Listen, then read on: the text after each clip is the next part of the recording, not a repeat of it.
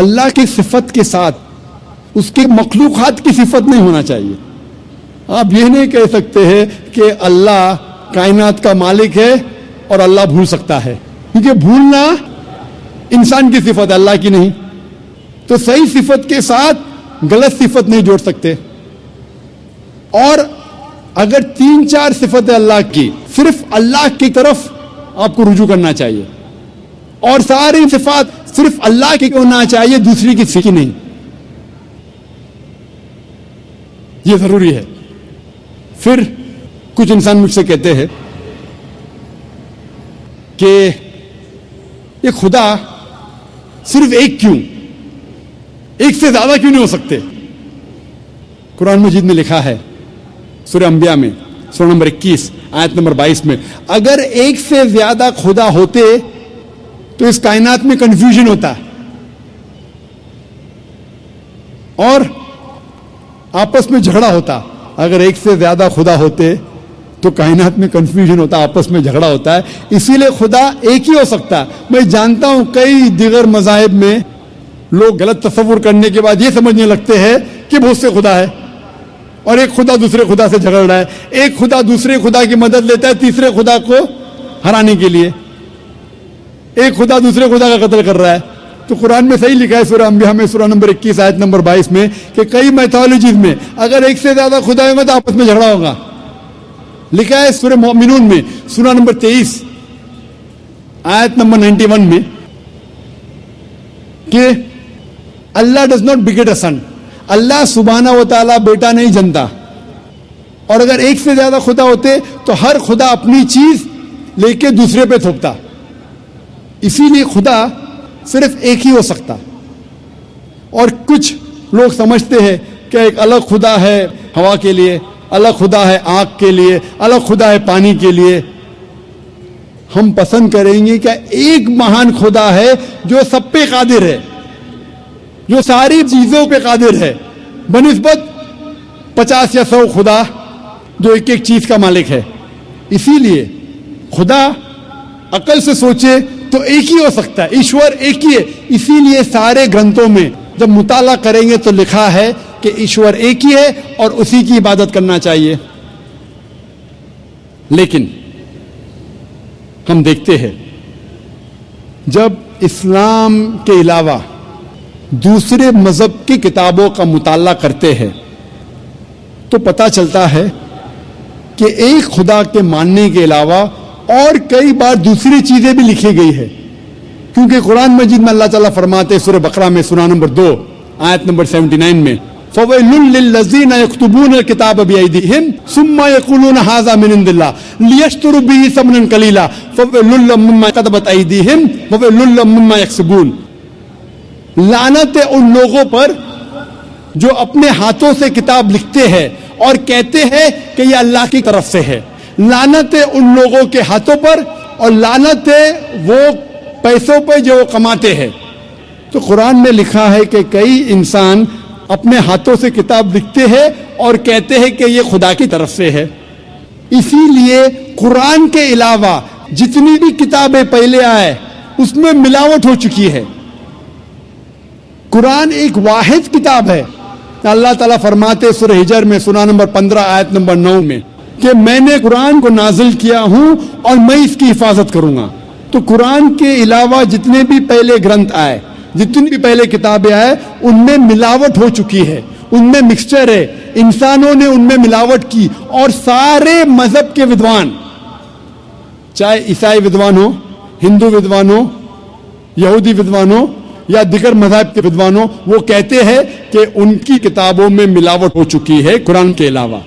اور اسلام کے Currituck William مور جو اسلام کے خلاف ہے، پھر بھی وہ لکھتے ہیں ایک واحد مذہبی کتاب جو 1200 سال تک کے بنا ملاوٹ کے ہے وہ ہے قرآن. یہ اس نے کہا تھا 200 سال پہلے.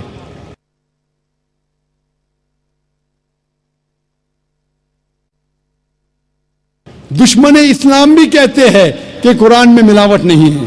اسی لیے ایک ایشور کے علاوہ کبھی کبھی آپ ان کتابوں میں یہ بھی پائیں گے ملاوٹ. لیکن ان ملاوٹ کے باوجود اللہ سبحانہ و تعالیٰ نے سارے مذہبوں کے گرنتھ میں، سارے مذہبوں کی کتاب میں وحدانیت کو محفوظ رکھا ہے، خدا ایک محفوظ رکھا ہے ملاوٹ کے باوجود۔ سارے مذہب کی کتاب آپ پڑھیں گے، عیسائی ہو، یہود مذہب ہو، سکھزم ہو، پارسیزم ہو، ہندو مذہب ہو، سارے مذہب کی کتابوں میں وحدانیت اب تک الحمدللہ ثم الحمدللہ محفوظ ہے۔ تو جو بھی انسان خدا میں مانتا ہے اسے ماننا پڑے گا خدا ایک ہے، اس کا کوئی عکس نہیں ہے، اور صرف اس خدا کی عبادت کرنا چاہیے اور اس کے ساتھ کسی اور کو شریک نہیں کرنا چاہیے۔ کچھ لوگ ہوتے ایگنوسٹک مطلب خدا کے بارے میں کہتے بھی نہیں ہے، یہ بھی نہیں کہتے کہ نہیں، انہیں کہتے ایگنوسٹک۔ کچھ لوگ ہوتے ایتھیسٹ، خدا میں نہیں مانتے۔ یہ لوگ اگر میری تقریر سنیں گے جو پہلے سال کے کانفرنس میں میں نے دیا تھا انگریزی میں، از دا قرآن گاڈز ورڈ، کیا قرآن خدا کا کلام ہے؟ اگر کوئی بھی انسان جو انبائسڈ ہے کھلے ذہن سے اس تقریر کو سنے گا، اسے انشاءاللہ یقین ہوگا کہ یہ قرآن مجید اس خدا کا کلام ہے اور خدا ایک ہے اور اس کی عبادت کرنا فرض ہے۔ ہم مسلمان صرف یہ نہیں مانتے کہ خدا ایک ہے، یہ کافی نہیں۔ مونوتھیزم کے معنی خدا ایک ہے، یہ ماننا کافی نہیں۔ ہم مسلمان مانتے ہیں توحید میں۔ توحید آتا ہے عربی لفظ وحدہ سے، مطلب یونیفیکیشن، مطلب وحدانیت، ٹو یونائٹ، ٹو کنسالیڈیٹ۔ صرف ایک خدا میں ماننا کافی نہیں ہے، اسلام میں توحید میں ماننا فرض ہے، اور توحید کے 3 قسمیں ہیں۔ پہلا ہے توحید الربوبیہ، دوسرا ہے توحید الاسماء و صفات، اور تیسرا ہے توحید العبادہ۔ پہلی قسم ہے توحید الربوبیہ، مطلب ساری کائنات کا رب ایک ہے، اور جتنی بھی چیزیں کائنات میں ہیں ساری چیزوں کو ضرورت ہے اس رب کی، لیکن اس رب کو کوئی بھی چیز کی ضرورت نہیں۔ Everything is dependent on ہم، but he is independent of anything and everything in this world. اسے کہتے ہیں توحید الربوبیہ۔ ہم مانتے ہیں کہ ہمارا خالق، ہمارا رب، ہمارا پالنے والا صرف ایک ہی رب ہے، اور ساری چیزیں جو کائنات میں ہیں ان کو ضرورت ہے اس رب کی، اور اس رب کو ہماری ضرورت نہیں، کوئی بھی چیز کائنات میں اس کو ضرورت نہیں۔ دوسری قسم ہے توحید الاسماء و صفات، مطلب خدا، اللہ کی صفات اور اللہ کے نام۔ اس توحید الاسماء و صفات کے 5 نقطے ہیں۔ پہلا نقطہ ہے کہ اللہ کو اس طریقے سے ڈسکرائب کرنا چاہیے، جب اللہ کے بارے میں آپ کہتے ہیں تو اس طریقے سے کہو جس طریقے سے اللہ اور اللہ کے رسول نے کہا۔ ہم اپنے دماغ سے اللہ کو ڈسکرائب نہیں کر سکتے۔ جس طریقے سے اللہ اور اللہ کے رسول محمد صلی اللہ علیہ وسلم نے اللہ کے بارے میں ذکر کرا، اسی طریقے سے ہم کہہ سکتے۔ ہم اپنے دماغ سے اللہ کو ڈسکرائب نہیں کر سکتے۔ دوسرا نقطہ، اللہ کی صفات وہی ہے جو اللہ نے اپنے آپ کو کہا یا اللہ کے رسول نے کہا۔ آپ اپنے آپ اللہ کو صفات نہیں دے سکتے۔ مثال کے طور پہ قرآن میں لکھا ہے کہ اللہ کو غصہ آتا ہے، ہم یہ نہیں کہہ سکتے اللہ کی صفات الغاضب، غصہ ہونے والا۔ اللہ غصہ ہوتا ہے، لیکن اللہ یا اللہ کے رسول نے کبھی بھی نہیں کہا کہ اللہ کی صفات ہے غصہ ہونے والا الغاضب۔ غلط ہے۔ صرف وہ صفات دینا چاہیے جو اللہ اور اللہ کے رسول نے دی۔ اللہ اور اللہ کے رسول نے جو نام اللہ کو دیا ہے صرف اس سے ہم پکار سکتے ہیں۔ تیسرا نقطہ، جو اللہ کی مخلوقات کی صفات ہے وہ ہم اللہ کو نہیں دے سکتے۔ ہم یہ نہیں کہہ سکتے کہ اللہ سبحانہ و تعالی جھوٹ بولتا ہے۔ جھوٹ بولنا انسان کی صفت ہے۔ ہم یہ نہیں کہہ سکتے کہ اللہ سبحانہ و تعالی بھول گیا۔ بھولنا اللہ کی مخلوق انسان کی صفت ہے۔ चौथा नुक्ता, अल्लाह की सिफात आप उसके मखलूकात को नहीं देख सकते। जो अल्लाह की सिफात है, जो इंसान है या मखलूकात है, उसको आप नहीं देख सकते। आप नहीं कह सकते क्या मैं जानता हूं एक इंसान जो लाफानी है, तो लाफानी अल्लाह की सिफात में से है, इंसान लाफानी हो ही नहीं सकता। और पांचवा नुक्ता है कि अल्लाह का नाम किसी इंसान को आप नहीं दे सकते। अगर देना चाहते हैं उसके आगे अब्द लगाना जरूरी है। मिसाल के तौर पे आप किसी इंसान को अल्लाह नहीं कह सकते, कहना है तो अब्दुल्लाह कह सकते, अल्लाह का अब्द, अल्लाह का बंदा। रहमान नहीं कह सकते, अब्दुल रहमान कह सकते, रहमान का बंदा। और आप अब्द किसी इंसान के आगे नहीं कर सकते। आप नहीं कह सकते अब्दुल रसूल, ये गलत है। अब्द बंदा सिर्फ अल्लाह का हो सकता है इंसान। ये 5 नुक्ते हैं तौहीद अल अस्मा व सिफात के।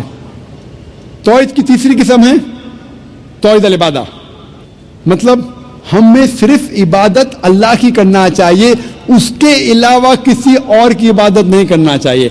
आप अल्लाह को रब मानते, अल्लाह को अच्छे नाम से पुकारते, अच्छे सिफात देते, लेकिन अल्लाह के साथ किसी और को शरीक करे, किसी और की इबादत करे, तो ये तौहीद अल इबादा के खिलाफ है। इबादत सिर्फ अल्लाह की होना चाहिए। अल्लाह के अलावा किसी और की इबादत करे तो ये तौहीद के खिलाफ है।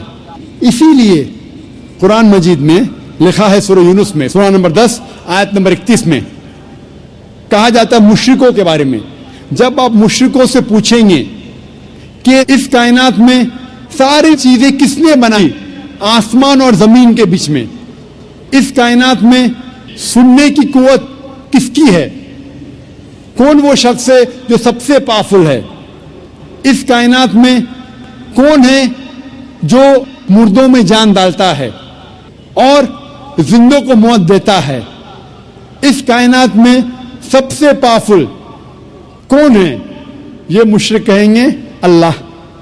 फिर आप अल्लाह के साथ दूसरों को शरीक क्यों करते? ये आयत में सूरह यूनुस में सूरह नंबर 10 आयत नंबर 31 में मुशरिक मानते थे तौहीद रुबूबिय्या में कि अल्लाह रब है, मानते थे तौहीद अल अस्मा सिफात, अच्छे सिफात है, लेकिन अल्लाह को मानने के अलावा दूसरों की भी इबादत करते थे, उन्हें कहा गया है मुशरिक। यह पैगाम दोहराया गया सूरह ज़ुखरुफ में सूरह नंबर 43 आयत नंबर 87 में।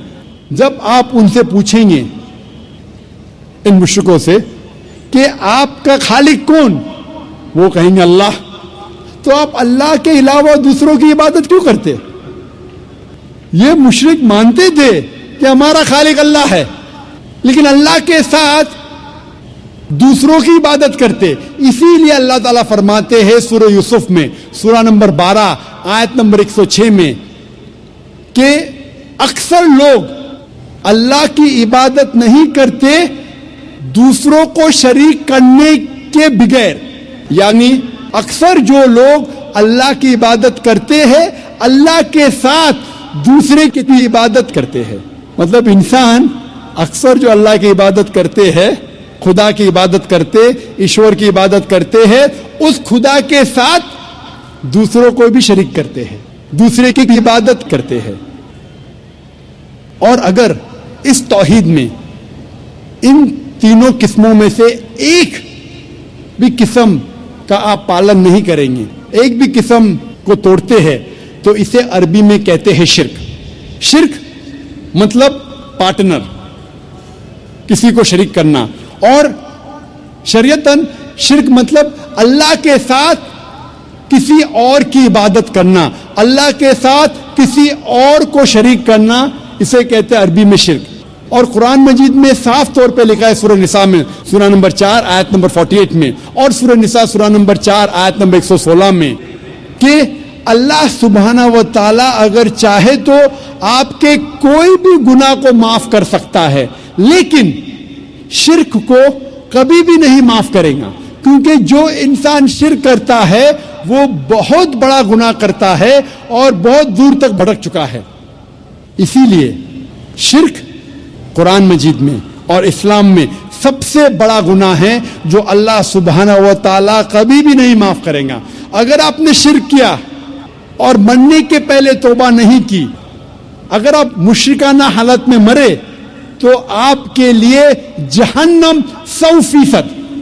شرک کے علاوہ دوسرا کوئی بھی گناہ کرے آپ، اگر اللہ چاہے تو معاف کر سکتا ہے۔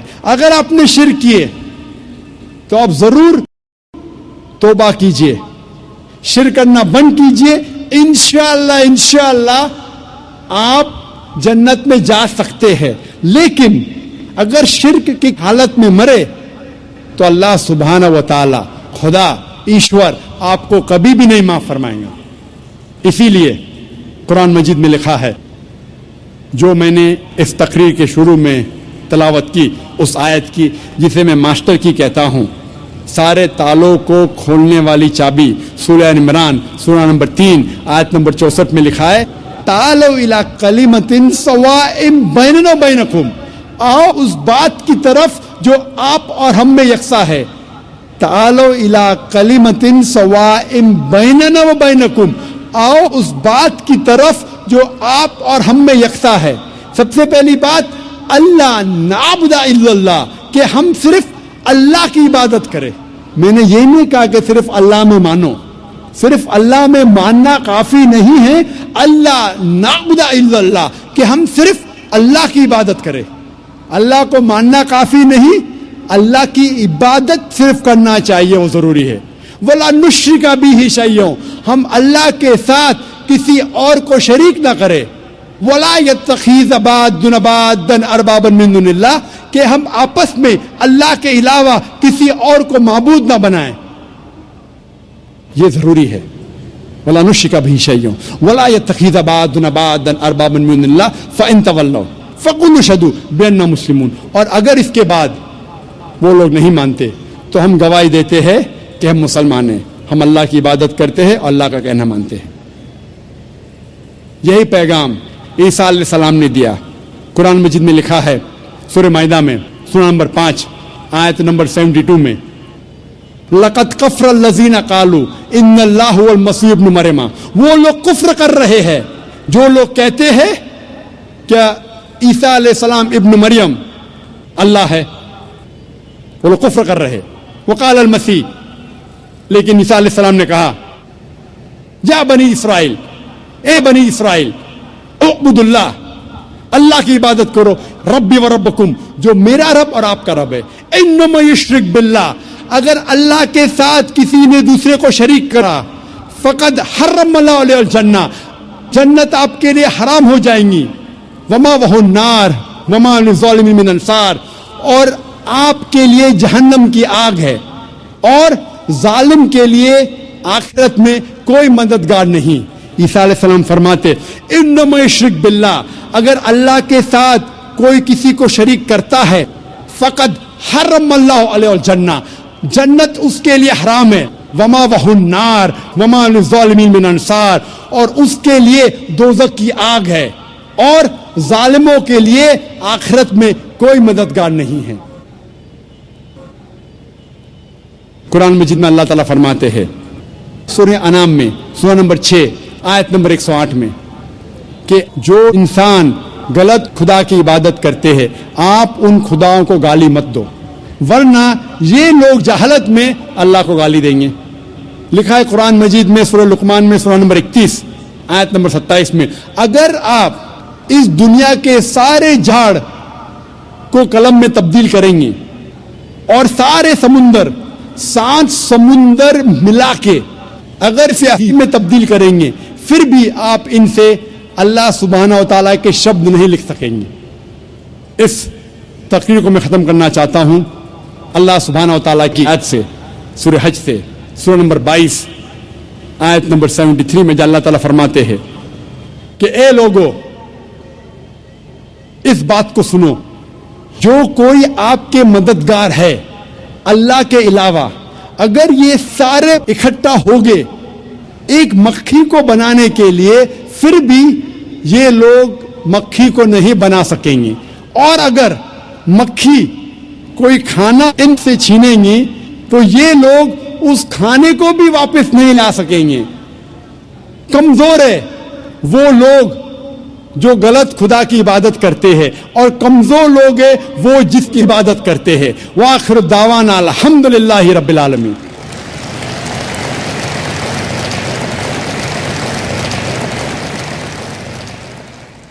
مت سہل انہیں جانو پھرتا ہے فلک برسوں، مت سہل انہیں جانو پھرتا ہے فلک برسوں، تب خاک کے پردے سے انسان نکلتے ہیں۔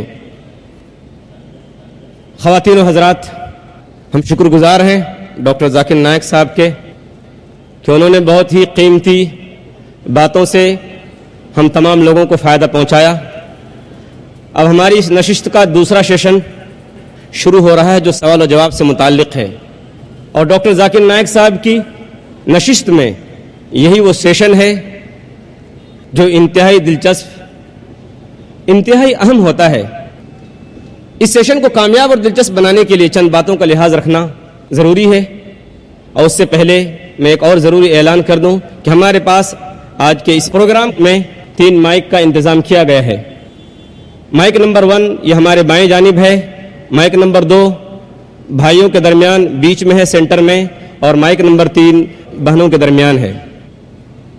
پہلا سوال مائک نمبر 1 سے ہوگا جو ہمارے بائیں جانب ہے، دوسرا سوال بھی بھائیوں کی طرف سے مائک نمبر 2 سے ہوگا، اور تیسرا سوال خواتین کی طرف سے مائک نمبر 3 سے۔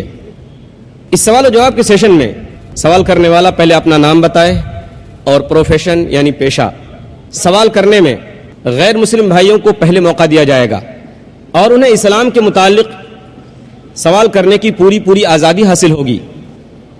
سوال چھوٹا کریں، کوئی لمبی گفتگو نہ کریں، لمبی بات نہ کریں، کوئی تقریر نہ کریں، بلکہ نام اور پیشہ پروفیشن بتا کر فوراً سوال شروع کر دیں۔ ہمارے مسلم بھائیوں سے میری انتہائی عاجزانہ گزارش ہے، اور بہنوں سے بھی، مسلم بہنوں سے، کہ ان کے سوالات عنوان سے متعلق ہوں۔ آج کا عنوان ہے خدا کا تصور مختلف مذاہب میں۔ اختلافی اور فقہی سوالات کرنے کی قطعاً اور بالکل اجازت نہیں دی جائے گی۔ ایک وقت میں ایک ہی سوال کی اجازت ہوگی۔ اگر آپ کو دوسرا سوال کرنا ہو تو آپ پیچھے سے واپس جائیے اور قطار میں کھڑے ہو جائیے۔ اگر سوال غیر ضروری ہو یا نامناسب ہو تو اسے رد کرنے کا مجھے پورا اختیار حاصل ہوگا۔ مجھے امید ہے کہ آپ حضرات ان اصولوں کو سامنے رکھتے ہوئے اس سیشن کو کامیاب اور دلچسپ بنانے میں میرا ہر طرح سے تعاون کریں گے، میری ہر طرح سے مدد کریں گے۔ اب ہم سوالات شروع کرتے ہیں، سوالات کا سلسلہ۔ مائک نمبر 1 سے بھائی سوال کر سکتے ہیں، کیجیے۔ جی ہاں۔ السلام علیکم نائک صاحب، میرا نام سنجے کامڑے ہے، میں سولاپور سے آیا ہوں، علامہ لائبریری سے آیا ہوں۔ میرا ایک بھائی نے، غوث بھائی نے مجھے دعوت دی کہ خدمت میں جانا ہے، میں نے اللہ کا نام لیا، ماشاءاللہ مجھے موقع مل جائے۔ تو میں اسلام کے بارے میں پہلے سے ہی جانتا ہوں، میں کئی روزے رکھ کے کئی بار نماز پڑھے، تو میرے گھر میں نا میرے اسلام کے بارے میں مجھے تحقیقات کی جاتی ہے، تو مجھے مارپیٹ کی جاتی ہے۔ میں یہ سوال کرنا چاہتا ہوں کہ میں آج انشاءاللہ اسلام قبول کرنے والا ہوں، تو نائک صاحب مجھے اجازت دیجیے۔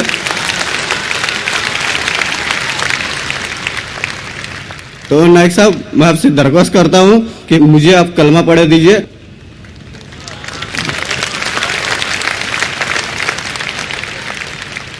ایک مہینے پہلے پونا میں ماشاءاللہ جہاں 50,000 سے زیادہ مجمع تھا، کئی لوگوں نے اسلام قبول کیا۔ وہاں کے انسپیکٹر نے کہا کہ ڈاکٹر صاحب آپ بڑے مجمع میں لوگوں کو کلمہ مت پڑھاؤ، اکیلے میں پڑھاؤ۔ کئی بزرگوں نے مجھ سے کہا، کئی ودوانوں نے مجھ سے کہا کہ ذاکر بھائی آپ پبلک میں کلمہ مت پڑھاؤ، لیکن میں یہ کہتا ہوں کہ اس دیش، اس ہندوستان میں الحمدللہ بہت کم دیش ہے دنیا میں جہاں ہر ناگرک کو اجازت ہے اپنے دھرم کا پالن کرنا اور دھرم کی دعوت دینا اور جو مذہب چاہتے ہیں اس کو قبول کرنا۔ میں خود جان بوجھ کے کبھی کسی کو نہیں کہتا ہوں کہ بھرے مجمع میں آؤ، لیکن آپ نے جب التجا کی مجھ سے، میں اگر نہیں کہوں گا تو اللہ سبحانہ و تعالیٰ آخرت میں مجھ سے پوچھیں گے کہ تجھے کس بات کا ڈر تھا۔ لیکن اسلام قبول کرنے کے پہلے یہ ضروری ہے یہ جان لینا کہ آپ پر کوئی زبردستی نہیں کر رہا ہے، کیونکہ اسلام میں زبردستی کسی کو مسلم بنانا حرام ہے، اسلام میں حرام ہے، اس دیش میں بھی حرام ہے۔ تو میں آپ سے پہلے یہ پوچھنا چاہتا ہوں کہ آپ مانتے ہیں کہ خدا ایک ہے؟ الحمدللہ۔ آپ مانتے ہیں کہ اس خدا کے آخری پیغمبر آخری رسول محمد صلی اللہ علیہ وسلم ہیں؟ میں آپ سے یہ پوچھنا چاہتا ہوں کہ کوئی بھی شخص آپ پر زبردستی کر رہا ہے اسلام قبول کرنے کے لیے؟ نہیں۔ کوئی دباؤ ڈال رہا ہے؟ نہیں، چاہے طاقت کا دباؤ ہو یا پیسے کا دباؤ؟ کوئی بھی نہیں۔ اگر آپ پہ کوئی دباؤ نہیں ڈال رہا ہے اور آپ نے قرآن مجید کا مطالعہ کیا ہے اور آپ اسلام قبول کرنا چاہتے ہیں تو آپ کو کوئی نہیں روک سکتا، میں بھی نہیں روک سکتا، نہ یہ دیش آپ کو روک سکتا ہے۔ انشاءاللہ میں عربی میں ابھی کہوں گا، آپ اسے دہرائیے اور وہ آپ کے لیے کافی ہے، پھر میں ترجمہ کروں گا۔ اشہدو اشہد اللہ اللہ الہ الہ الا اللہ الا اللہ واشہدو واشہد ان ان محمدن محمد عبدہ عبدہ ورسولہ۔ ورسول۔ میں گواہی دیتا ہوں میں گواہی دیتا ہوں کہ اللہ کے علاوہ اللہ کے علاوہ کوئی معبود نہیں کوئی معبود نہیں اور محمد محمد صلی اللہ علیہ وسلم صلی اللہ علیہ وسلم اس کے بندے اور رسول ہے۔ رسول ہے۔ ماشاءاللہ مسلمان ہو گئے انشاءاللہ۔ میں اللہ سبحانہ وتعالیٰ سے دعا کروں گا کہ آپ کو اس دنیا اور آخرت میں دونوں میں سفلتا ملے، اور دعا کروں گا کہ انشاءاللہ آپ کو جنت دے، اور دعا کروں گا کہ آپ الحمدللہ قرآن مجید کو پڑھو ترجمے کے ساتھ اور اس پہ عمل کرو۔ انشاءاللہ یہی کتاب ہے جو دنیا میں عمل لے کے آ سکتی ہے۔ نائک صاحب، میں اور ایک چھوٹی سی گزارش کرنا چاہتا ہوں کہ سبحان اللہ آپ میرے نام کی روشن کی جائے۔ بھائی صاحب چاہتے ہیں کہ میں ان کو کوئی نام دوں، جو نام میرے ذہن میں ابھی آ رہا ہے کہ آپ اپنے آپ کو احمد بلا سکتے ہیں، جو محمد صلی اللہ علیہ وسلم کا دوسرا نام تھا احمد، تو انشاءاللہ آج سے آپ کا نام احمد ہے۔ جزاک اللہ، اللہ آپ کو جزائے خیر دے۔ کشتی حق کا زمانے میں سہارا تو ہے، عصر نورات ہے دھندلا سا ستارہ تو ہے۔ اب دوسرا سوال ہمارے بھائیوں کی جانب سے، اگر سینٹر میں جو مائک رکھا ہے مائک نمبر 2، اگر اس میں کوئی غیر مسلم بھائی ہو تو وہ سوال کر سکتے ہیں۔ میرا نام پرساد ویرنیکر ہے۔ نمسکار نائک صاحب، میرا سوال یہ ہے کہ کون سا دھرم، کتاب یا جاتی یہ اجازت دیتی ہے کہ معصوم جانوروں کا قتل کیا جائے، to fulfill his hunger or taste. Like in case of Muslim, you celebrate Bakri Eid, which favors killing of goats, as a means of festival. Hearing to your comments on Islamism and other religions, what I understand is your religion favors this festival in a more spirited manner, because Hinduism doesn't do so. They don't believe in killing goats, but accept that there are non-vegetarians who prefer eating chicken and goat and others. But does Islam favor this thing? بھائی صاحب کا بہت اچھا سوال ہے۔ بھائی صاحب نے پوچھا ہے پہلے کہ کون سا مذہب ہے جو معصوم جانوروں کو قتل کرنے کی اجازت دیتا ہے۔ پھر اس نے کہا کہ اسلام میں آپ جانور کا قتل کرتے ہیں، آپ نان ویج کھاتے ہیں، ہندو دھرم میں اس کی ممانعت ہے۔ آپ کا سوال ہے کون سا مذہب؟ پہلے میں اسلام کا ذکر کروں گا، بعد میں انشاءاللہ دیگر مذہب کا بھی ذکر کروں گا۔ جہاں تک کہ اسلام کا سوال ہے، ایک مسلمان بہت اچھا مسلمان رہ سکتا ہے پیور ویجیٹیرین بن کے بھی۔ اسلام میں ضروری نہیں ہے کہ آپ کو نان ویج کھانا چاہیے، فرض نہیں ہے۔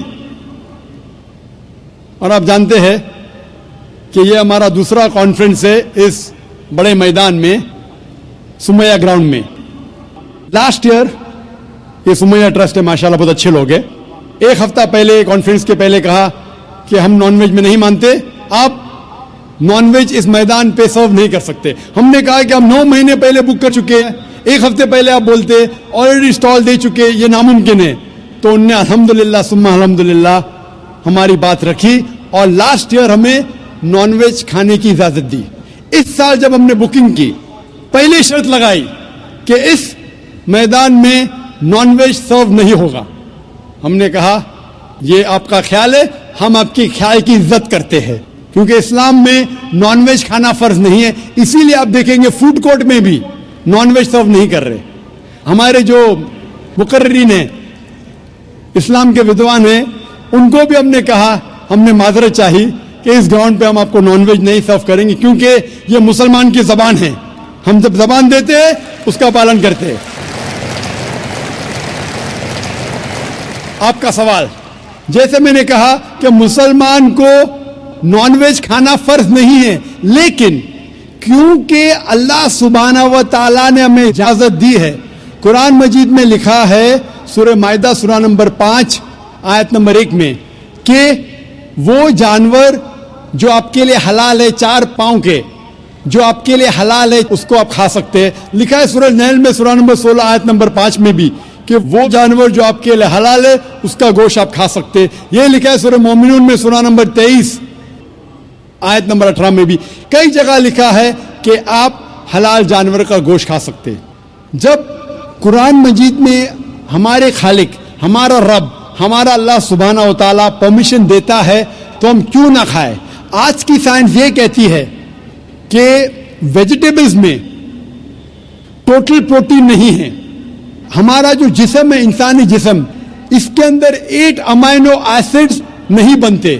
8 امائنو ایسڈز باہر کے فوڈ, باہر کے کھانے میں آنا ضروری ہے.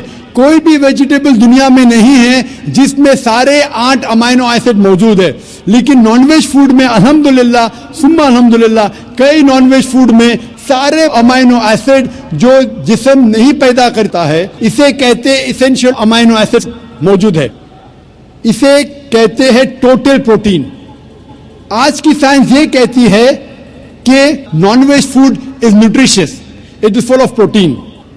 اور ہم جب تحقیق کرتے ہیں تو ہمیں پتہ چلتا ہے کہ جب ہم ہربیورس اینیمل کو دیکھتے ہیں, گائے, بھیڑ, بکری, یہ صرف ویجیٹیبلز کھاتے ہیں, صرف گھاس پھوس کھاتے ہیں. جب ان کی دانت کو ہم دیکھتے ہیں, ان کے دانت دے آر فلیٹ ٹیتھ, ان کے چپٹے دانت ہیں. یہ صرف بھاجی کھا سکتے, گوشت کھا ہی نہیں سکتے. جب ہم ماساہاری جانور کو دیکھتے ہیں, شیر ببر, چیتا, ہم دیکھتے ان کے دانت کو جب دیکھتے ان کے دانت نوکیلے ہیں, کینائن ٹیتھ. یہ صرف گوشت کھا سکتے, بھاجی پالا نہیں کھا سکتے. لیکن جب ہم انسان کے دانت, آپ اگر جائیں گے مرر میں دیکھیں گے, آئینے میں اپنے دانت, میں دیکھوں گا اپنے دانت, تو پتہ لگتا ہے کہ خدا نے ہمیں چپٹے دانت دیے, فلیٹ ٹیتھ, اس کے ساتھ ساتھ نوکیلی دانت دیے, herbivores teeth and carnivorous teeth. اگر ایشور چاہتا تھا کہ صرف میں بھاجی پالا کھاؤں تو یہ نوکیلی دانت کیوں دیے؟ گوشت کھانے کے لیے. آج کی سائنس کہتی ہے ڈائجسٹو سسٹم جو ہے, جو شاکاہاری جانور کے ڈائجسٹو سسٹم ہے, وہ صرف ویجیٹیبل ڈائجسٹ کر سکتے, بھاجی پالا, گوشت کو ڈائجسٹ نہیں کر سکتے. لیکن جو کارنیورس اینیملز ہے, کارنیورس جانور ہے, لائن, ٹائیگر, لیپرڈ, وہ صرف گوشت کو ڈائجسٹ کر سکتے, بھاجی پالا ڈائجسٹ نہیں کر سکتے. انسان کا ڈائجسٹ سسٹم ہے, اس میں اسمال انٹسٹائن ہے, اس میں لارج انٹسٹائن ہے. یہ بھاجی پالا بھی ڈائجسٹ کر سکتی ہے, گوشت بھی ڈائجسٹ کر سکتی ہے. اگر خدا چاہتے تھے کہ صرف ہم بھاجی پالا کھائے تو نان ویج فلیش ڈائجسٹ کرنے کا ڈائجسٹ سسٹم کیوں دیا؟ کیونکہ ہم فلیش کھا سکے, گوشت کھا سکے. بہت سے غیر مسلمانوں کو یہ غلط فہمی ہے کہ ان کے مذہب میں گوشت کھانا حرام ہے, اور کئی ہندو سمجھتے ہیں کہ ان کے مذہب میں لکھا ہے کہ گوشت کھانا حرام ہے. اور آپ نے کہا کہ ہمارے دھرم میں گوشت کھانا حرام ہے. بھائی صاحب, آپ کو آپ کے دھرم کا علم کم ہے, اسی لیے میں کہتا ہوں کہ ہندوازم جاننے کے لیے ہندو کی طرف مت دیکھیے हिंदू ग्रंथ का मुताला कीजिए. जब आप हिंदू ग्रंथ का मुताला करते हैं, लिखा है मनुस्मृति में चैप्टर नंबर 5 श्लोक नंबर 30 में, उसमें लिखा है कि ईश्वर ने कुछ जानवर बनाए खाने के लिए और कुछ जानवर को खा जाने के लिए. God has created some animals to eat and some to be eaten. अगर आप उस जानवर को खाते हैं जिन जानवर को खुदा ने बनाया है खा जाने के लिए, तो आप गुनाह नहीं कर रहे. If you are eating the animals who God has created to be eaten, you are not doing a sin. आगे जब पढ़ते लिखा है मनुस्मृति में चैप्टर नंबर 5 में अध्याय नंबर 5 में मंत्र नंबर 40 में कि खुदा ने कुछ जानवर बनाए हैं कुर्बानी के लिए. अगर आप कुर्बानी में जानवर का कत्ल करते हैं तो आप गुनाह नहीं करते. आगे लिखा है मनुस्मृति में चैप्टर नंबर 5 मंत्र नंबर 41 में कि जानवर का कत्ल करना जो जानवर खाने के लिए बनाए गए हैं वो गुनाह नहीं है. इसी तरीके से कई जगह वेद में लिखा है कि ऋषि गोश्त खाते थे, जानवर को खाते थे. वक्त नहीं है डिटेल में बात करने का, लेकिन अगर आप महाभारत पढ़ेंगे अनुशासन पर्व चैप्टर नंबर 88, इसके अंदर युधिष्ठिर जो पांडव का एक भाई था वो पूछता है भीष्म से कि हम यज्ञ में पूजा में क्या खाना दे भगवान को, ईश्वर को, ताकि हमारे पुरखों को संतुष्ट मिले. तो भीष्म कहता है युधिष्ठिर से कि आप यज्ञ में अगर भाजी पाला देंगे तो हमारे बाप दादा 1 महीने के लिए खुश रहेंगे. अगर आप मच्छी देंगे 2 महीने के लिए, अगर आप खरगोश देंगे 3 महीने के लिए, अगर गोश्त देंगे तो 4 महीने के लिए, अगर आप बेकन देंगे तो 5 महीने के लिए, अगर परिंदे का गोश्त देंगे तो 6 महीने के लिए, अगर हिरन का गोश्त देंगे तो 7 महीने के लिए. पूरा मेन्यू है माशाअल्लाह, बड़ा मेन्यू है. उसके आगे लिखा है अगर आप गाय देंगे तो पूरे 1 साल के लिए हमारे बाप दादा संतुष्ट रहेंगे. और अगर गेंडा राइनोसरस देंगे तो 20 साल के लिए हमारे बाप दादा खुश रहेंगे. पूरा मेन्यू है. क्या चाहते हैं बोलो? मच्छी, खरगोश, क्या चाहते हैं बोलो? ये आपके ग्रंथ में लिखा है, मेरे ग्रंथ में नहीं. हमारे ग्रंथ में सब चीज खाने की इजाजत नहीं, सिर्फ वो चीज जो हमारे लिए हलाल है. इसी तरीके से बाइबल में भी लिखा है आप गोश्त खा सकते. अक्सर धर्म की किताबों में लिखा है कि आप गोश्त खा सकते हैं. आप मेरा अगर एक डिबेट देखेंगे जिसका मौजू था is eating non vegetarian food permitted और prohibited for a human being, क्या इंसान के लिए गोश्त खाना हलाल है या हराम है. और मैंने डिबेट किया था एक जैन के साथ जिसका नाम था रश्मिबाई झवेरी. वो इंडियन वेजिटेरियन कांग्रेस का सदर था, प्रेसिडेंट था. वो दुनिया भर घूमता है बताने के लिए कि नॉनवेज हराम है. और उसने मुझे चैलेंज किया. मैंने कहा भाई आपस में बैठ के बात करेंगे. नहीं, पब्लिक में चैलेंज किया, डिबेट करेंगे. मैंने कहा अच्छा आ बेल मुझे मार. तो मैंने कहा ठीक है भाई पब्लिक में. बोला मैं लोग को लेके आऊंगा. मैं बोला लेके आओ. तो पाटकर हॉल के अंदर 1998 में तकरीबन 10 साल पहले डिबेट किया. वो देखेंगे सारी डिटेल्स है. लेकिन हिंदू मजहब की किताब में ये लिखने के बाद कि गोश्त खा सकते, फिर भी कुछ हिंदू शाकाहारी क्यों हैं, वेजिटेरियन क्यों है? क्योंकि वो मुतासिर हो रहे थे बाकी फलसफे के साथ जिसमें कहा गया है नॉन वायलेंस. और कुछ जैन मानते कि ईटिंग नॉन वेज इज हराम, इज प्रोहिबिटेड.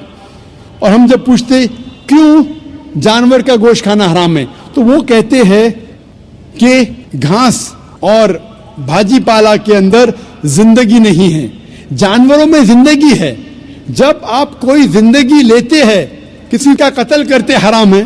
आज साइंस तरक्की करने के बाद पता चलता है कि वेजिटेबल्स में भी जान है, भाजी पाला में भी जान है. तो वो जरा अपनी फिलॉसफी को तब्दील करते. ठीक है हम जानते हैं कि वेजिटेबल्स में जान है, लेकिन वेजिटेबल्स डोंट फील पेन, वो दर्द को महसूस नहीं करते. जानवर दर्द को महसूस करते, इसीलिए वेजिटेबल्स खाना गुनाह नहीं है, जानवर को खाना गुनाह है। अभी साइंस तरक्की करने के बाद हमें पता लगता है कि वेजिटेबल्स को भी दर्द होता है, लेकिन ये दर्द इंसान को सुनाई नहीं देता। वेजिटेबल्स भी अफसोस करते हैं, वेजिटेबल्स भी रोते हैं, लेकिन हमें सुनाई नहीं देता। तो अभी उनका फलसफा बदल गया, वो कहते हैं अच्छा ठीक है, मानते हैं कि वेजिटेबल्स में जान है, वेजिटेबल्स को दर्द महसूस होता है, लेकिन वेजिटेबल के पास तकरीबन 3 सेंसेस है, जानवर के पास 5 सेंसेस है। इसीलिए जानवरों की जान लेना बड़ा गुनाह है बनिस्बत वेजिटेबल्स की। मैं कहता हूं सिर्फ डिबेट के तौर पे, argument, for sake of argument, मैं आपकी बात मानता हूं क्या वेजिटेबल्स के 3 सेंसेस है और जानवर के 5 सेंसेस है। मैं उस शख्स से सवाल करता हूं कि मान लो आपका छोटा भाई गूंगा और बहरा पैदा होता है, वो सुन नहीं सकता है, बोल नहीं सकता। जब वो बड़ा होता है तो एक इंसान आपके छोटे भाई का कत्ल करता है, क्या आप जाके जज से कहेंगे मी लॉर्ड इस कातिल को कम सजा दो क्योंकि मेरे भाई के पास 2 सेंसेस कम थे, वो सुन भी नहीं सकता था, बोल भी नहीं सकता था? आप उल्टा कहेंगे मी लॉर्ड जज इस कातिल को डबल पनिशमेंट दो, डबल सजा दो, वो तो मेरा भाई मासूम था, बेचारा सुन भी नहीं सकता था और बोल भी नहीं सकता था। इस्लाम में 2 सेंसेस कम या ज्यादा के वजह से कोई खाना हराम या हलाल नहीं होता है। जो चीज आपके लिए तैयब है वो आप खा सकते हैं। इसी तरीके से कई वजह, लेकिन अगर कोई नॉन मुस्लिम मुझसे ये कहता है कि मैं वेजिटेरियन हूं, मुझे कोई गिला शिकवा नहीं, आपको नॉनवेज पसंद नहीं है आप मत खाइए, लेकिन कोई नॉन मुस्लिम, कोई गैर मुसलमान, कोई हिंदू मुझसे कहता है कि आप जानवरों का कत्ल करते हैं, वो गुनाह है, तो मैं उनसे कहता हूं इस बात को मैं तस्लीम नहीं करता हूं। आप अगर गोश्त नहीं खाना चाहते हैं, मैं आपसे खुश हूं। अगर हिंदुस्तान में सब गैर मुस्लिम गोश्त खाने लगेंगे तो गोश्त का भाव बढ़ जाएगा। तो मुझे कोई गिला शिकवा नहीं अगर गैर मुस्लिम गोश्त नहीं खाते, लेकिन अगर मुझसे कहते हैं कि गोश्त खाना गुनाह है तो मैं ये जवाब देता हूं। अभी आपको संतुष्ट हो चुका होगा कि साइंस के मुताबिक, आपके मजहब की किताब के मुताबिक, कुरान के मुताबिक गोश्त खाने की इजाजत है सारे इंसान को। Hope the answer the question.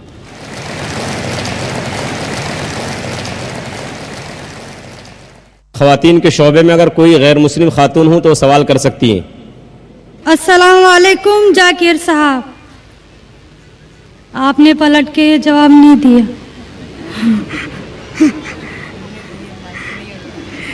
जी, मेरा नाम रेणुका है। वालेकुम अस्सलाम वरहमतुल्लाहि वबरकातुहू। जी सर, मेरा नाम रेणुका है और मैं एक महाराष्ट्रियन परिवार से हूँ। सर, मेरा सवाल ये है, मैंने सबके सामने इस्लाम कबूल नहीं किया है और मैंने पिछले 2 साल पहले से ही नमाज पढ़ना और रोज़े रखना चालू किया, खुद ही अपने मन से ही। तो मैं ये चाहती हूँ कि आप सबके सामने मुझे इस्लाम कबूल करवाएं, ये मेरी आपसे गुजारिश है। और मेरा ये सवाल है कि मैं एक महाराष्ट्रियन परिवार से होने की वजह से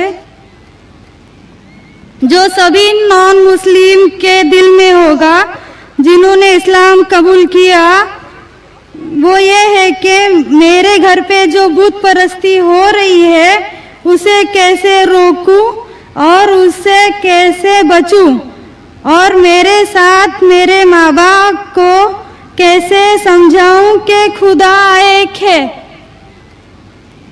बहन माशाअल्लाह 2 साल से इस्लाम का मुताला कर रही है जी, और उसे यकीन हो चुका है कि इस्लाम सही मजहब है और वो इस्लाम कबूल करना चाहती है।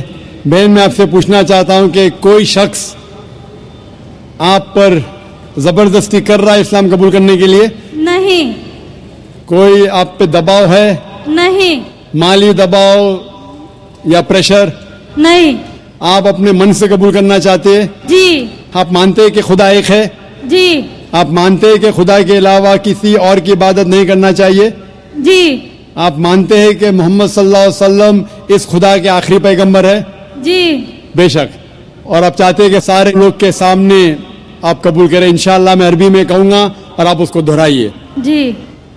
अशहदु अशहदु अल्लाह अल्लाह इलाहा इलाहा इल्लल्लाह इल्लल्लाह व अशहदु व अशहदु अन्ना अन्ना मुहम्मदन मुहम्मदन अब्दुहु अब्दुहु व रसूलुहु। व रसूलुहु।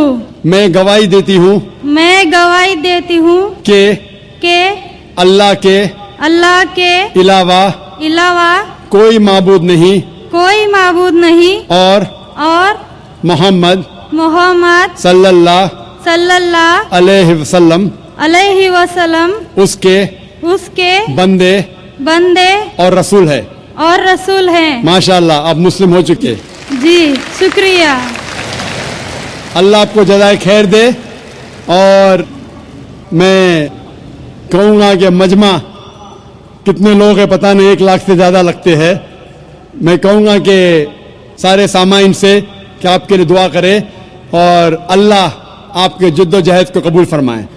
आपका सवाल था कि आप किस तरीके से आपके घर वालों को, आपके वालिदैन, आपके वालिद वालदा को किस तरीके से इस्लाम की दावत दे और किस तरीके से ये साबित करे कि खुदा एक है।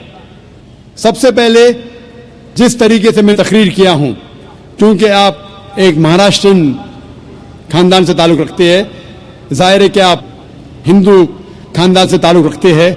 आप अगर मेरी कैसेट सुनेंगे similarities between Islam and Hinduism, इस्लाम और हिंदू धर्म में यकसानियत, मैं कहूँगा वॉलंटियर से कि मेरी तरफ से आपको एक तोहफा दे। आप उस डीवीडी को देखिए और वो डीवीडी का मुताला करने के बाद आपके वालिदैन, आपके घर वालों से ये कहो कि आप जो यकसा है हिंदुइज्म और इस्लाम में, उसके ऊपर कम से कम अमल करो और इंशाअल्लाह अल्लाह सुब्हानहू व तआला आपके घर वालों को हिदायत देगा। मेरी यह आपसे इल्तिजा है कि आप जब इस्लाम कबूल करती है उसके बाद आपके घर वालों को एहसास दिलाओ कि आप और बेहतर इंसान बन चुकी है।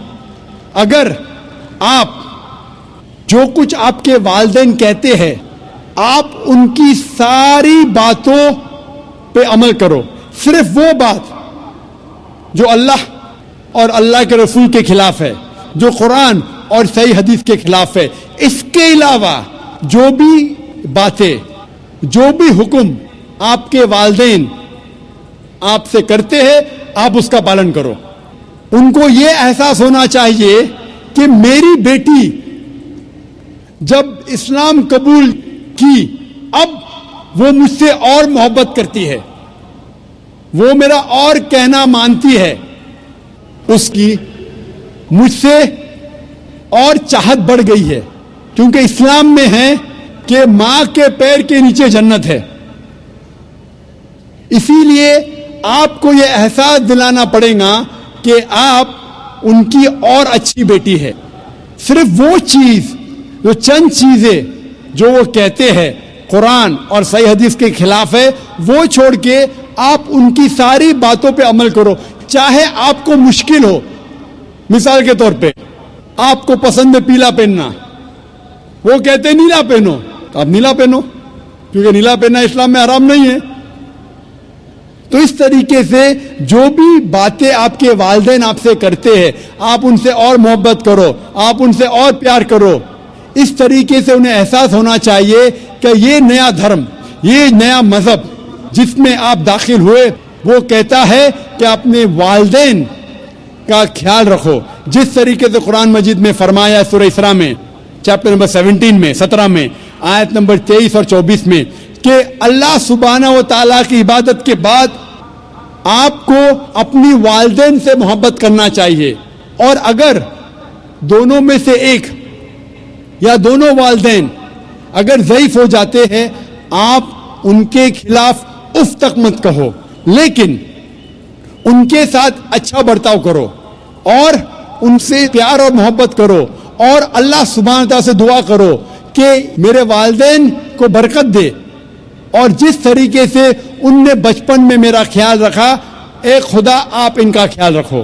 تو اسلام میں والدین کی عزت کرنا ضروری ہے۔ آپ اگر اچھا برتاؤ کریں گے انشاءاللہ ہم دعا کریں گے کہ اللہ سبحانہ و تعالیٰ آپ کے والدین اور آپ کے گھر والوں کو بھی ہدایت دے، آمین۔ مائک نمبر 1 میں کوئی بھائی ہوں تو سوال کر سکتے ہیں جی۔ Respected to Zakir Saab, I am Satyanarayana from Yemenur, Kurnool district, Andhra Pradesh. I am BTech graduate. Alhamdulillah, Allah gave hidayat to me. I also reverted in Islam, but my parents are not accepted this. Alhamdulillah, my grandfather is accepted, but they believe only one God. In front of the Satan is first came, but I know Satan is also created by Allah. In other names of Satan in Puranas, Vedas, what is the other names of Satan in Puranas, Vedas? And my grandfather also asked one question, when the Kali Yuga is ended, I know Qiyamah is when it is came, but he asked when the Kali Yuga is ended, and so many Hindus are followed Sri Rama, Sai Baba, Sri Krishna. I know these are said only one God to our colleagues. These are prophets in between, total prophets, that is 1,24,000 prophets. These are Sri Krishna, Sri Rama, Sai Baba, these are any prophets in between. And another question is, in present also in Kurnool and Chennai, some people are followed Kalki Bhagwan, Amma Bhagwan. Any information about this person? بھائی صاحب نے سوال کیا ہے، الحمدللہ اس نے اسلام قبول کیا، اللہ سبحانہ تعالیٰ اس کو جزائے خیر دے اور اس کے جد و جہد کو قبول فرمائے۔ ان کا سوال ہے کہ جو شیطان ہے وہ کیا اسلام کے علاوہ ہندو دھرم میں ہے اور اس کا کیا نام ہے؟ دوسرا سوال ہے کیا کلیوگ آ چکا ہے؟ تیسرا سوال ہے کیا ہم شری کرشن شری رام کو پیغمبر مان سکتے ہیں؟ اور چوتھا سوال ہے کل کے اوتار کے بارے میں۔ پہلا سوال کہ شیطان کا کیا نام ہے؟ وہ شیطان کا صدر ہے، اس کا نام قرآن مجید میں ابلیس ہے، لیکن قرآن مجید میں کہا گیا ہے سورہ ناس میں کہ وہ لوگ جو دل میں وسوسہ ڈالتے ہیں آپ کے دل میں اور پھر ہٹ جاتے ہیں، وہ انسان میں سے اور جن میں سے ہے۔ شیطان قرآن مجید کے مطابق انسانوں میں سے بھی شیطان ہے اور جن میں سے بھی۔ انسان اور شیطان دونوں کو فری ول دیا گیا ہے، ہم چاہے تو اللہ کی بات مان سکتے ہیں، چاہے تو نہیں مان سکتے۔ جو لوگ کو فری ول دینے کے بعد جو اللہ سبحانہ و تعالی کی بات مانتے ہیں وہ فرشتے کے اوپر ہو جاتے ہیں، جو اللہ سبحانہ و تعالی کے خلاف جاتے ہیں اسے کہتے ہیں شیطان۔ تو شیطان انسانوں میں سے بھی ہے اور جن میں سے بھی ہے، اور اس کا ذکر دیگر مذاہب کی کتاب میں بھی ہے۔ شیطان ڈیول بولو، انگریزی میں ڈیول کہتے ہیں، بائبل میں اس کا نام ہے ڈیول، اس طریقے سے ہندو مذہب باقی مذہب کی کتاب میں بھی لکھا ہے شیطان، اور پارسی کتاب میں اہرمان۔ تو ہر مذہب میں دیر از این ایول فورس، اسے شیطان کہو، ڈیول کہو، ابلیس کہو۔ آپ کا دوسرا سوال ہے جو کلیوگ، یہ کلیوگ آ چکا ہے۔ آپ کا تیسرا سوال کہ ہم شری کرشن شری رام کو پیغمبر مان سکتے ہیں کیا نہیں؟ محمد صلی اللہ علیہ وسلم فرماتے ہیں، صحیح حدیث ہے مشکات المصابی کی جلد نمبر 3 میں، حدیث نمبر 5373 میں، جس کا ذکر احمد بن حنبل میں جلد نمبر 5 میں صفحہ نمبر 265 اور 266 میں۔ اللہ کے رسول فرماتے ہیں کہ اللہ سبحانہ و تعالیٰ نے اس زمین پہ 1,24,000 پیغمبر بھیجے ہیں، لیکن نام سے قرآن مجید میں صرف 25 کا ذکر ہے۔ آدم علیہ السلام، نوح علیہ السلام، ابراہیم علیہ السلام، موسیٰ علیہ السلام، عیسیٰ علیہ السلام، محمد صلی اللہ علیہ وسلم، نام سے 25، لیکن قرآن مجید میں لکھا ہے سورہ فاطر میں سورہ نمبر 35 آیت نمبر 24 میں، وَإِن مِّنْ أُمَّةٍ إِلَّا خَلَا فِيهَا نَذِيرٌ، نہیں ہے کوئی امت جس میں اللہ سبحانہ و تعالیٰ نے خبردار کرنے والا نہیں بھیجا۔ اللہ تعالیٰ فرماتے سورہ رعد میں سورہ نمبر 13 آیت نمبر 7 میں وَلِكُلِّ قَوْمٍ هَادٍ، اور ہر قوم میں ہم نے ہدایت دینے والا بھیجا. نام سے صرف 25 کا ذکر ہے. اللہ کے رسول فرماتے 1,24,000 پیغمبر ہے. آپ مجھ سے پوچھتے ہیں ہو سکتا ہے کہ شری کرشن پیغمبر تھے؟ کیا ہو سکتا ہے کہ شری رام پیغمبر تھے؟ کیونکہ قرآن مجید میں شری کرشن یا شری رام کا ذکر نہیں آتا ہے، نہیں کوئی صحیح حدیث میں آتا ہے. اسی لیے میں یہ نہیں کہہ سکتا ہوں کہ یہ پیغمبر تھے. میں یہ کہہ سکتا ہوں کہ ہو سکتا ہے، میں بھی ہو سکتا ہے وہ پیغمبر تھے یا ہو سکتا ہے وہ پیغمبر نہیں تھے، لیکن یہ نہیں کہہ سکتا کہ وہ 100% پیغمبر تھے. کچھ لوگ کہتے ہیں رام علیہ السلام، یہ غلط ہے، یہ کہنا غلط ہے. تو شری کرشن شری رام ہو سکتا ہے پیغمبر تھے، ہو سکتا ہے نہیں تھے، لیکن اگر وہ پیغمبر تھے، جتنے بھی پیغمبر محمد صلی اللہ علیہ وسلم کے پہلے آئے وہ صرف اپنے لوگوں کے لیے بھیجے گئے تھے، اپنی قوم کے لیے، اور ان کا پیغام محدود تھا ایک وقت کے لیے. اسی لیے آج آپ چاہے انڈیا میں جی رہے ہیں یا امریکہ میں یا UK میں یا سعودی عربیہ میں، آج آخری پیغمبر جو قرآن میں لکھا ہے سورہ انبیاء میں سورہ نمبر 21 آیت نمبر 107 میں وَمَا أَرْسَلْنَاكَ إِلَّا رَحْمَةً لِلْعَالَمِينَ، ہم نے محمد صلی اللہ علیہ وسلم کو نہیں بھیجا لیکن صرف رحمت بنا کے سارے عالمین کے لیے، سارے انسانیت کے لیے، سارے جہاں کے لیے. کیونکہ محمد صلی اللہ علیہ وسلم آخری پیغمبر تھے، وہ صرف مسلمان یا عربوں کے لیے نہیں بھیجے گئے تھے، وہ ساری انسانیت کے لیے بھیجے گئے تھے. تو آج چاہے آپ ہندوستان میں رہ رہے ہیں یا USA میں یا UK میں یا سنگاپور میں یا سعودی میں، آپ کو ماننا چاہیے آخری پیغمبر محمد صلی اللہ علیہ وسلم میں. اور یہ لکھا ہے ہندو مذہب کی کتاب میں بھی. جس طریقے سے آپ نے کہا کل کے اوتار کے بارے میں، اس کے اوپر تقریر دی تھی میں نے لاسٹ سیٹرڈے، ایک ہفتہ پہلے 15 تاریخ کو اسی سٹیج پہ ایک ہفتے پہلے میں تقریر کیا تھا. محمد صلی اللہ علیہ وسلم کا ذکر مختلف مذہبی کتابوں میں، اور اس میں نے کل کے اوتار کا بھی ذکر کیا تھا. لکھا ہے کل کی پرانا میں چیپٹر نمبر 2 میں ورس نمبر 4 5 7 11 اور 15 میں کہ کل کی اوتار آئیں گے، یہ بھوشیہ وانی ہے. اس کے والد کا نام ہے وشنو یاس، ترجمہ کرتے ہو جاتا ہے اللہ کا بندہ عبداللہ. اس کے والدہ کا نام ہے سمتی، ترجمہ ہوتا ہے امن رکھنے والی عورت، جس کا ترجمہ ہوتا ہے آمنہ. کہا گیا ہے کہ وہ پیدا ہوں گے سنبھالا میں، امن کی جگہ، ترجمہ ہے مکہ. وہ پیدا ہوں گے اس سنبھالا دیش کے صدر کے گھر میں. ہم جانتے ہیں محمد صلی اللہ علیہ وسلم قریش خاندان میں پیدا ہوئے. اس طریقے سے ڈیٹیل میں نے ذکر کیا تھا ایک ہفتے پہلے کل کے اوتار. یہ کل کے اوتار ہے آخری پیغمبر محمد صلی اللہ علیہ وسلم.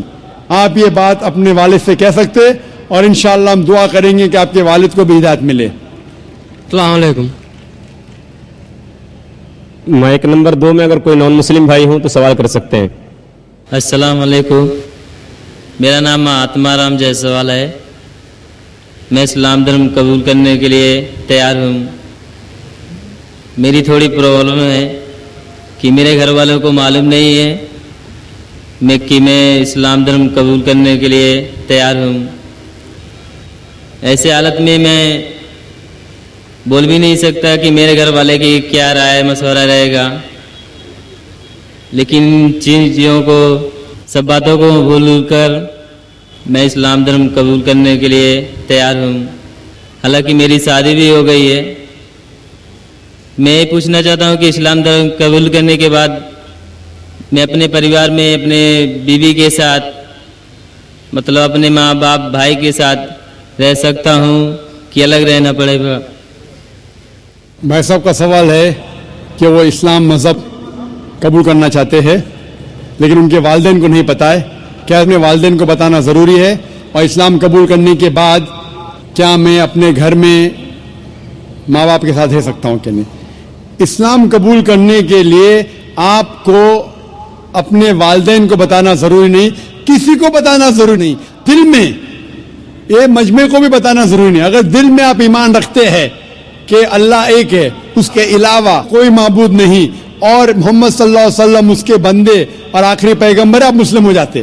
آپ کو आपको किसी को बताने की जरूरत नहीं. अगर आपको शक है क्या बताने के बाद मेरी जान खतरे में आ सकती है या मुझे कोई चोट पहुंच सकती है, तो आप इसको महफूज रख सकते, किसी को बताने की जरूरत नहीं. लेकिन अगर बता सकते हैं तो बेहतर है, लेकिन बताना फर्ज नहीं है. अगर आपको जान का खतरा है तो किसी को बताने की जरूरत नहीं. लेकिन अगर आप बताएंगे आप आसानी से इस्लाम को फॉलो कर सकेंगे. लेकिन आपको डर है, जान का खतरा है, तो बताना जरूरी नहीं. ये आप और आपके खुदा, आपके अल्लाह के दरमियान है. आप इस्लाम कबूल करने के बाद बेशक आपके घर में रह सकते हैं, आप आपके वालिदैन के साथ रह सकते. जैसा मैंने कहा था पहले जवाब में, जो बहन ने सवाल किया था, आपको अपने वालिदैन के साथ और अच्छा सलूक करना चाहिए, उनसे और मोहब्बत करना चाहिए. उनको ये दिखाना चाहिए कि मैं मुसलमान बनने के बाद पहले से और अच्छा बेटा हूं. सिर्फ वो चीजें जो कुरान और सही हदीस के खिलाफ है, जो अल्लाह और अल्लाह के रसूल के खिलाफ है, वो चीज आपको नहीं मानना चाहिए. उसके अलावा सारी चीजें मानेंगे, उसमें कोई गिला शिकवा नहीं, उसमें कोई प्रॉब्लम नहीं. अगर आप इस्लाम कबूल करना चाहते हैं तो बेशक कर सकते. अगर नहीं करना चाहते, जरूरी नहीं है कि सबके सामने बोलना जरूरी नहीं, लेकिन चाहते तो कर सकते हैं. मैं चाहता हूं कि कर लूं.